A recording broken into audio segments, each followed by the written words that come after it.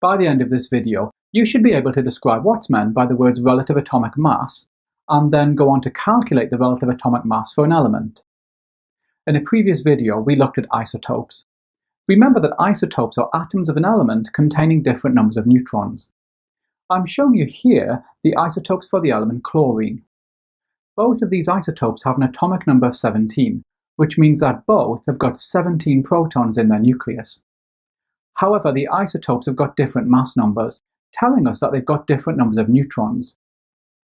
This isotope contains 18 neutrons, whereas this isotope contains 20 neutrons. Now, there's a problem here, which is which mass number do we use for chlorine on the periodic table? Looking on the periodic table, we can see that the mass number for chlorine is actually 35.5. So the question is, how do we get 35.5 from two isotopes with mass numbers of 35 and 37? The answer is that we take an average of the mass numbers for each isotope. Scientists call this the relative atomic mass. However, there is one extra point. The relative atomic mass is weighted for the abundance of each isotope.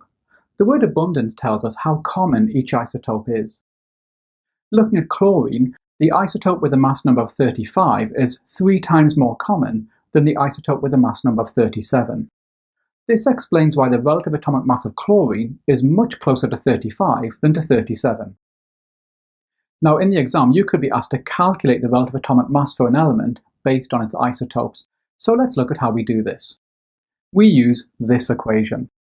The relative atomic mass is the mass number of isotope 1 multiplied by the percent abundance of isotope 1.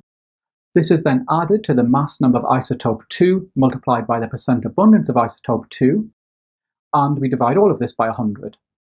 Here's an example for you to try. Boron has 2 common isotopes.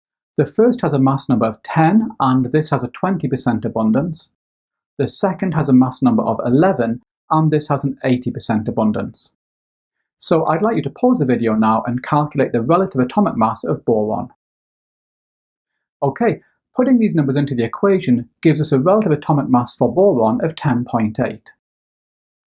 Now, in the GCSE periodic table, the relative atomic mass for boron has been rounded up to 11, and here it is.